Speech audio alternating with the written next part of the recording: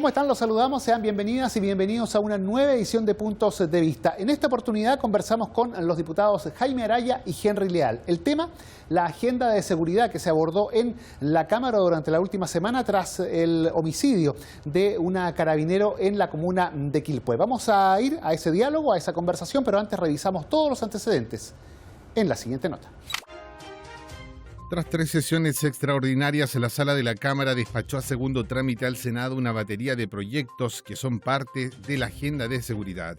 El debate estuvo marcado por el fallecimiento de la carabinero Rita Olivares, asesinada en la comuna de Quilpué. La tramitación se da en el marco de la conmoción generada por este hecho de alta connotación social, que derivó incluso en la suspensión de la semana distrital en la Cámara, con el propósito de otorgarle la máxima prioridad a la discusión de estas iniciativas.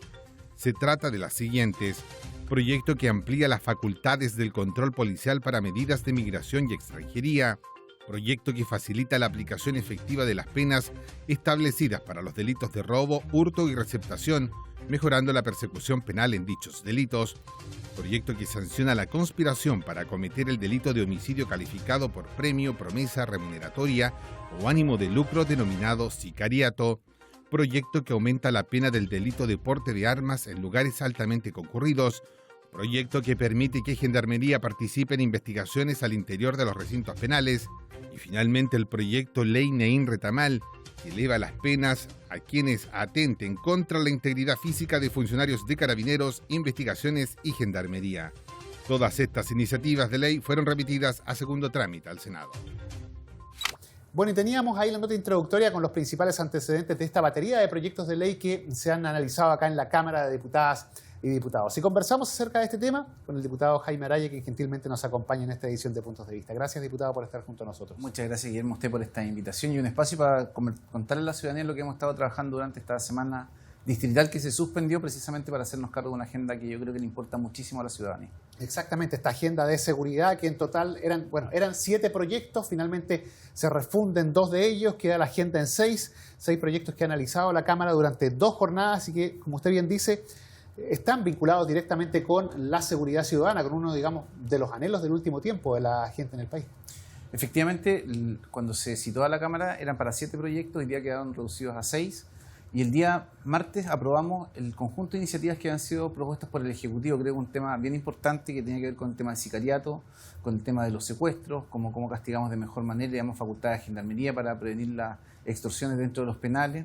Creo que es importante que hayamos puesto el tema de las armas, que ha causado mucho temor en la población en distintos espacios y se va a castigar de manera muchísimo más severa a aquellas personas que porten o utilicen armas en lugares de alta concurrencia, que es una técnica legislativa que me parece que es bastante acertada, toda vez que en los lugares de alta concurrencia son supermercados, son hospitales, son centros educacionales. Lamentablemente la gente que nos está viendo sabe que el año pasado hubieron tiroteos alrededor de escuelas, jardines infantiles. Aquí también se van a considerar los espectáculos masivos, los conciertos, por ejemplo, los partidos de fútbol.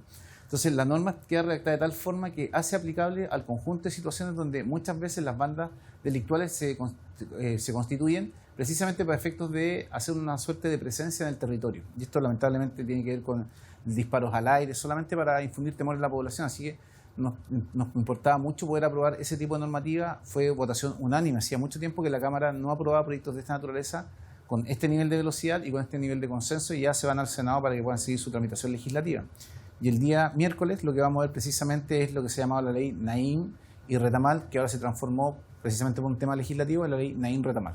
Ahora, diputado, respecto a esta tramitación legislativa, lamentablemente tuvieron que ocurrir hechos de una alta connotación pública, como los decesos de los funcionarios de Carabineros en las últimas jornadas, para que, digamos, no digo se tomara conciencia, pero sí quizás se apresurara el trámite o se generara el consenso de parte de todos los sectores políticos. ¿Por qué tienen que ocurrir estas situaciones para que se llegue a esos acuerdos que podían haberse adoptado antes? Yo sé que es un tema que no depende exclusivamente de usted tener la respuesta, pero ¿cómo se le explica a la opinión pública que tengan que pasar estas cosas para que se pueda avanzar? Es que lo que usted dice, y lo dice de la forma que representa, yo creo, a la gente que nos está viendo y que sigue y se pregunta muchas veces por qué en el Congreso no se generan acuerdos, no se sacan las leyes rápido. Cuando uno escucha, por ejemplo, la tramitación de 1.300 días, 3.000 días, un proyecto de ley, de verdad que la gente se pregunta en la casa por qué tanta demora. Y la verdad que yo creo que eso tiene que ver con el funcionamiento del Congreso, que nosotros deberíamos tener un sistema de trabajo distinto, hay que abrirse a buscar una fórmula diferente de funcionamiento del Congreso, porque son muchas materias que se ven en tiempos muy acotados, tal vez deberían ser separar adecuadamente lo que son las sesiones de sala para que sea solamente la votación, dejar un espacio para el debate distinto, organizar el tiempo de trabajo de manera diferente. Eso podría ayudar a acelerar. Pero en el fondo, y yendo al fondo real del problema, es que tenemos posiciones distintas, pensamientos distintos respecto de cómo abordar las soluciones para los problemas. Y en esto, como en todas las cosas de la vida, esto no es solamente propio de la política del Congreso, cuando hay diferencias y son muchas opiniones distintas, cuesta ponerse de acuerdo y de verdad que van pasando cosas todos los días, entonces vamos saltando de una agenda a otra, todas son importantes, todas tienen urgencia. Pero esta agenda particular, yo por lo menos estoy personalmente convencido que el gran tema de nuestro país es la seguridad. Y cómo logramos avanzar de esta situación, francamente, de caos que hay y que uno percibe a ratos, a que el Estado vuelva a estar presente, muy presente, y que la fuerza estatal se despliegue con racionalidad, con proporcionalidad, para recuperar el orden y el control. Creo que la demanda por seguridad de la gente, y todo el mundo lo entiende, la seguridad no es un concepto que le pertenece a los sectores conservadores, la seguridad es un derecho humano. Y la principal responsabilidad del Congreso es que seamos capaces de garantizar un ordenamiento jurídico que sea racional, razonable, aplicable, que nos permita recuperar la seguridad. O sea, no tenemos ninguna posibilidad de ser un país desarrollado si no somos capaces de garantizar las condiciones de seguridad del territorio. La seguridad es una condición habilitante para el progreso de nuestro país y esto es una cosa que rige de Arica a Punta Arenas. Si uno mira los distintos proyectos que tienen las regiones, si no somos capaces de garantizar seguridad en las carreteras, en la actividad productiva, en el día a día de las ciudades, es muy difícil que nuestro país se pueda desarrollar. Y hay que mejorar también de una u otra forma la interacción con el gobierno, considerando que la tramitación de muchos proyectos, algunas iniciativas que vienen directo del Ejecutivo o cuando el gobierno también le hace indicaciones a los proyectos, eso también hay que mejorar esa técnica legislativa para que se pueda avanzar más rápido. Y yo en esto quiero citar unas palabras de la ministra Toá. O sea, todo es urgente, pero no podemos hacer todo a la vez. Entonces, ¿cuál es la tarea fundamental de quienes gobiernan hoy día? Es priorizar. ¿Qué ponemos primero? ¿Qué ponemos segundo? ¿Qué ponemos tercero? Y que nadie sienta que porque un tema no está primero en la lista no es importante. Pero esa es la realidad. O sea, nosotros estamos en este rato en esta entrevista y no podríamos estar yo en la sala votando y usted entrevistando a otro parlamentario. Las cosas se hacen de una vez de una vez. Entonces, en ese contexto, ¿qué es lo que ha hecho el gobierno? Trató de generar un acuerdo transversal por la seguridad. Lamentablemente se dieron los indultos. La oposición tomó la decisión de retirarse de ese espacio que nos podría permitir decir, esta es la agenda, estas son las prioridades. ¿Qué es lo que se ha hecho? Se avanzó tanto, se trabajó tanto en ese espacio, que hoy día lo que se está haciendo es estar ingresando con distintas urgencias determinados proyectos, porque aquí podría ocurrir el absurdo que precisamente para ahorrarse la crítica injusta, dura de la oposición respecto de por qué el gobierno no pone urgencia, porque si el gobierno le pone urgencia a 100 proyectos, finalmente ninguno es urgente. Entonces, eso... hay un componente comunicacional que la derecha, francamente, a veces ametralla al gobierno y uno lo ve y dicen, ¿por qué no le pone urgencia? Pero si uno le pusiera urgencia a todo, finalmente nada es urgente. Y la gente que nos está viendo en la casa también sabe que eso no es así. O sea, y las personas que están al cuidado, por ejemplo, de menores de edad, saben que no puede darle de comer a los tres al mismo tiempo, no puede hacer todo. O sea, las cosas se hacen de a una, de a dos, vamos avanzando un poco aquí, un poco allá, pero hay avances. Entonces, cuando uno hace la reflexión tranquila, ¿estamos en una crisis de seguridad? Sí. ¿Que es profunda? También. ¿Se están haciendo cosas? Sí, y muchas y muy importantes. Le voy a nombrar algunas iniciativas que son súper importantes. El fenómeno más duro que enfrenta nuestro país es el crimen organizado. ¿Qué tenemos hoy día? Tenemos al Estado organizado. Se creó el Consejo Nacional contra el Crimen Organizado, que está constituido por 17 agencias del Estado que tienen competencias para combatir el crimen organizado. Eso no lo teníamos el año pasado. Segundo, tenemos un Plan Nacional de Crimen Organizado que estructura cuáles son las respuestas que va a dar el Estado, articula las materias y va a ser el espacio de construcción permanente de una agenda para enfrentar el crimen organizado. Y tercero, tenemos institucionalidad, plan y recursos. Entonces, ¿tenemos condiciones de combatir? Sí. ¿Estamos en una crisis? También. ¿Es grave? También. Pero hoy día tenemos al Estado que está empezando a reaccionar. ¿Que esto se va a demorar? Sin duda. Pero aquí nadie puede decir que no se ha hecho nada. O sea, esa crítica es tan injusta que pierde todo tipo de valor y que ni siquiera vale la pena detenerse a conversar sobre si se han hecho o no cosas cuando alguien dice no hacer nada.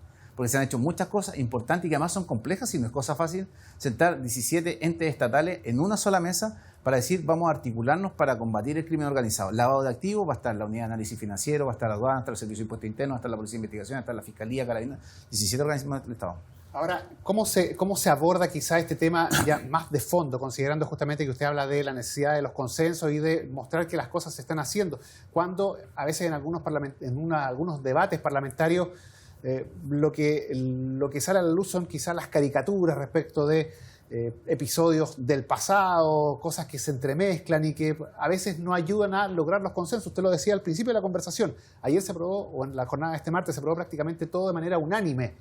Pero en el debate, lo que más resaltó fueron muchas veces caricaturas de ambos sectores respecto de promesas o de cosas que se hicieron o se dejaron de hacer. ¿Cómo se hace para dejar de lado esta pelea política y avanzar desde el punto de vista de las necesidades ciudadanas? Yo lo decía ayer en mi intervención en el Parlamento.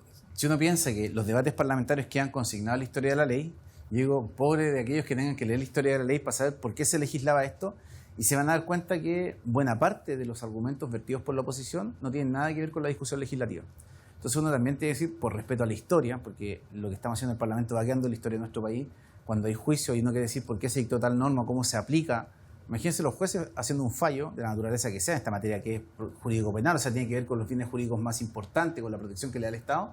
Empiezan a ver la historia de la ley y se dan cuenta que esto era, francamente, como usted muy bien lo señala, caricaturas. Entonces, yo creo que a ratos la oposición se confunde. Confunde ser oposición al gobierno con ser oposición a los avances que necesita nuestro país. Y yo creo que ellos no han logrado calibrar el tono, porque uno mira, y cuando yo, a rato uno dice, ya no soy más diputado, dejo ser diputado en el Congreso y me voy para la casa o estoy en alguna parte y veo la tele y los escucho, uno ve que están ametrallando al presidente de la República. Y a uno le podrá gustar, caer bien, caer mal el presidente, y eso es parte de la democracia. Pero ni el tono de lo que se dice, ni el contenido de lo que se dice corresponde, porque si uno pregunta ¿en qué aporta el debate democrático eso? En nada. Y lo que no lo alcanzan a calibrar muchos de los que entran en esta dinámica es que la gente no distingue a los políticos si son de derecha e izquierda. Hoy día la rabia de la gente es tal que ve a los políticos bajo un rótulo y está enojado con la política. Si alguien cree que el enojo de la gente con la delincuencia lo capitaliza la oposición, tiene un profundo error. O sea, nada del malestar que gatilló el estallido social se ha ido. Y cuando uno dice, hagamos la trayectoria y recorramos todo lo que pasó de 2019 hasta ahora, no hemos sido capaces de resolver el tema de las pensiones. No hemos sido capaces de resolver las angustias de la clase media. No hemos sido capaces de resolver la crisis de seguridad. Entonces, cuidado a aquellos sectores que piensan que ametrallando al gobierno, que oponiéndose a cualquier iniciativa, están ganando adhesión en la ciudadanía. No, yo siento que hay una mayor distancia entre la ciudadanía y la política, y cada vez es más creciente el sentimiento de que la política no le resuelve los problemas a la gente. Hay encuestas, Latinobarómetro, que ha prendido luces de alerta de cómo ha caído la valoración de la democracia.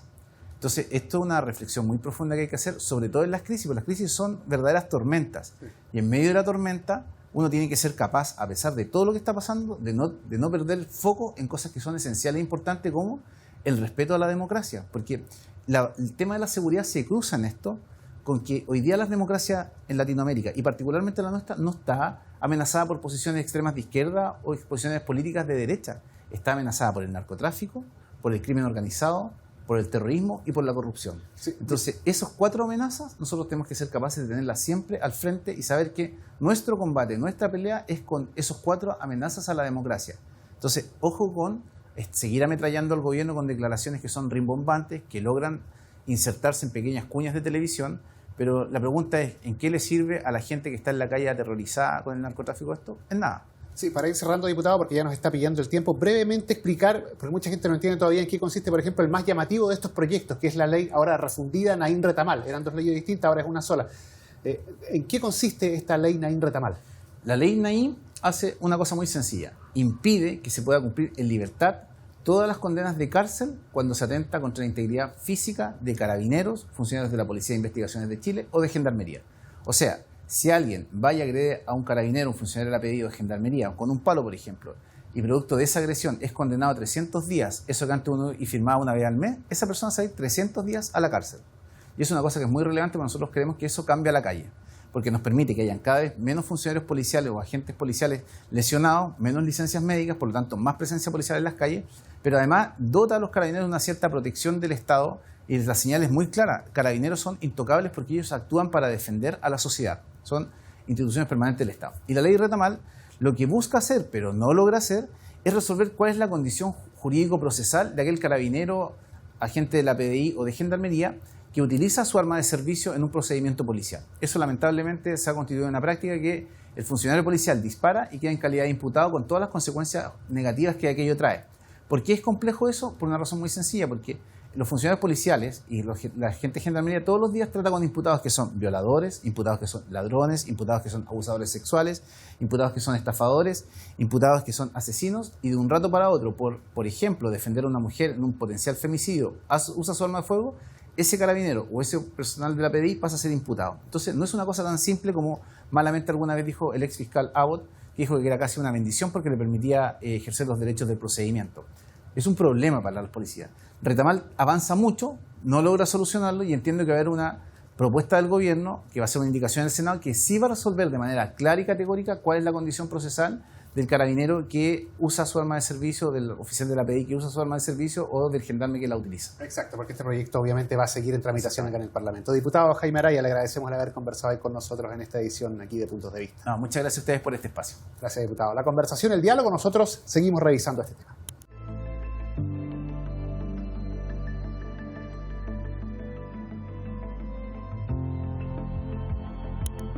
Y seguimos revisando este tema. La conversación la sostenemos ahora con el diputado Henry Leal, quien gentilmente nos acompaña. Diputado, gracias por estar junto a nosotros en esta edición de Puntos de Vista. No, un gusto a usted.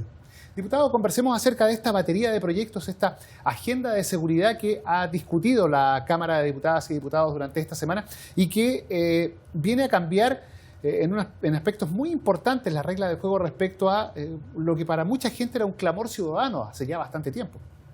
Bueno, es evidente que hoy día el tema prioritario para los chilenos es la seguridad o la inseguridad que estamos viviendo como nación, como país.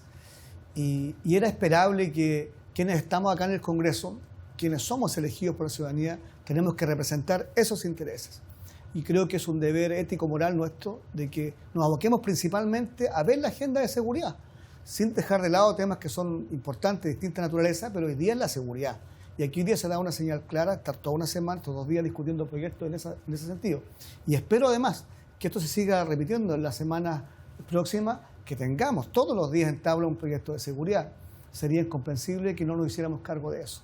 Ahora, diputado, lamentablemente todos estos proyectos que obviamente van a avanzar significativamente respecto al estatus en el que hoy estamos, se legislan después de una seguidilla de hechos lamentables, sobre todo el que llamó más la atención o llamó más connotación pública, el homicidio de la carabinera en la comuna de Quilpué. Entonces, mucha gente se pregunta por qué hay que llegar a este tipo de hechos para que se avance, se lleguen a acuerdos entre gobierno y oposición, entre los mismos parlamentarios de los distintos sectores. ¿Por qué hay que esperar situaciones lamentables como esta, diputado?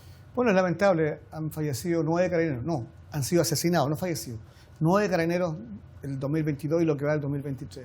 Eso nos debe llamar a una reflexión. Y efectivamente había un debate político estéril, sin sentido. Mire, los primeros 6 meses de gobierno, la verdad que el gobierno renunció a tener una agenda de seguridad en la Cámara. El gobierno estuvo preocupado 6 meses del plebiscito del apruebo y el rechazo. Esa es la verdad. Luego hubo 6 meses más que una discusión si se hacía o no se hacía la mesa de seguridad. Ustedes recordarán que no había programa político, que no se veía ¿está la posición en la mesa o no está en la mesa? Y pasaron 5 o 6 meses y estábamos o no estábamos en la mesa. Cuando bajo mi opinión, la mesa democrática es el Congreso. Y lo que hemos visto hoy día es que no se requería mesa. Ingresaron 5 proyectos de seguridad, 5, y han sido votados casi transversalmente. Nosotros los aprobamos todos. La oposición respaldó los 5 proyectos que se han visto. 7 proyectos. Todos fueron apoyados por nosotros. Entonces, no se requiere mesa. En los temas de seguridad, la oposición, mi bancada, la UDI, siempre va a estar dispuesto a apoyarlo, con o sin mesa. Por lo tanto, había un debate, yo creo, estéril.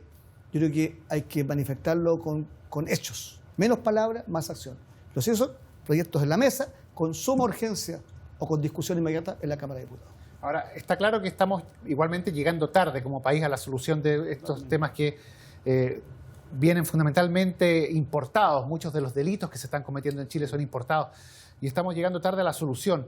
Pero esta solución, ¿podemos ver con mejores ojos el futuro? ¿Podemos ser optimistas o estamos definitivamente con un retraso que no va a ser posible de revertir a su juicio? Primero, estos 7 proyectos no van a resolver el tema de la delincuencia. Aquí estamos entregando herramientas para combatir la delincuencia, pero estos proyectos no van a resolver el tema de la delincuencia, es mucho más integral. Esto es un tema de socavamiento, a mi juicio. Yo también, antes de ejercer de diputado, ejercí como abogado, fui juez de policía local, conozco el tema un poco judicial. Viene un socavamiento hace mucho tiempo de debilitar el principio de la autoridad. El principio de la autoridad esto en la casa, en el colegio, el respeto al profesor, el respeto a la autoridad se ha perdido completamente.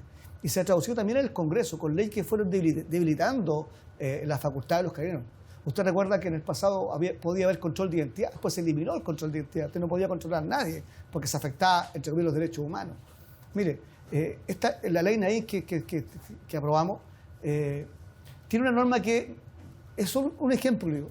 Hoy día, si un carabinero controla un automóvil en la carretera, no puede meterse al maletero del auto. No se puede meter. ¿Y qué pasa si tiene la sospecha que hay droga o un arma? El conductor, si quiere, la abre. Porque si el carabinero lo hace y lo detiene, va a haber una detención ilegal, porque vulneró un derecho. Normas tan básicas como tengan una facultad para ir a un maletero, está en la ley Naín. Hubo un caso, si mal no recuerdo, el año pasado, principios del año pasado, donde se encontraron metralletas en el maletero y la persona quedó en libertad porque había sido ilegal la detención. Por supuesto. Si mal no recuerdo, sí. Entonces, ¿alguien puede estar en contra de eso? Nadie. Imagínense, lo que estamos haciendo que el ley Naín y Retamal, que se refundió, principalmente Retamal, para que la ciudadanía entienda, son tres cosas principales. Cuando un carabinero, cuando un funcionario de la PDI o un gendarme haga uso de su arma de servicio, que todos le hemos entregado a través del Estado, para repeler una agresión en su contra o una amenaza con un arma de fuego, con un arma blanca, con un elemento contundente, cortante, punzante, o cuando haga uso para evitar que un tercero sea dañado, o es más, cuando haga uso, dice la ley, para impedir que se cometa un delito contra las personas o contra la propiedad, un portonazo, un asalto. Esa conducta del carabinero va a estar amparada por una presunción legal de legítima defensa y que es de toda lógica, a diferencia de lo que ocurre hoy día. Cuando un carabinero hace uso de su arma de servicio, había un portonazo, había lo que sea, un delincuente robando, disparaba y ese delincuente que fallecía o quedaba lesionado, automáticamente el carabinero quedaba imputado y citado con medidas cautelares e inmediatamente con un sumario de la institución y dado de baja. Ley Naín le impide a la institución darlo de baja o trasladarlo, sumariarlo, a menos que se demuestre que es culpable. Ahora, diputado, de estos 7 proyectos que se han tramitado durante esta semana, 6 al final porque se refundieron Naín con Retamal, estas dos leyes, ¿cuánto ha habido de consenso, de acuerdo, de avance y cuánto ha habido de debate ideológico? Porque sobre todo en estas últimas 2 iniciativas los discursos estuvieron bastante confrontacionales, muchos de las voces que escuchamos en el trámite en la Cámara. ¿Cómo se puede, dar vuelta a la página respecto de ese punto y avanzar? Mira, hay desconfianzas que a veces cuesta superar. Y son mutuas. Y yo me sumo a esas desconfianzas. Cuando nuestra primera autoridad, en el pasado, en este Congreso, votó sistemáticamente en contra todas las leyes que protegían carabineros, hoy día se ve del lado distinto. Cuesta creerle. ¿Es por convicción o es porque el 80% de los chilenos respaldan a carabineros? ¿Creen realmente en esto, no? Y lo digo con respeto, porque ¿sabes qué? Ya hay diputados del Partido Comunista que están diciendo que van a ir al Tribunal Constitucional si esta ley se aprueba. Lo dijeron públicamente. Entonces, ¿es por convicción o es por conveniencia de las encuestas? Yo tengo mis legítimas dudas. El presidente no solamente votó en contra de la ley Naín, votó en contra de la ley Juan Barrio, otro que había asesinado. ¿Ya? Entonces, tiene un historial de antecedentes. Hoy día él ha dicho ayer, yo valoro eso, que yo entendí como que estaba arrepentido. Y ojalá sea así, porque también hay desconfianza hacia el otro lado, hacia nosotros, porque dicen, no, que ustedes siempre defendieron los militares, las Fuerzas Armadas que en el pasado violaron los derechos humanos. ¿Ya?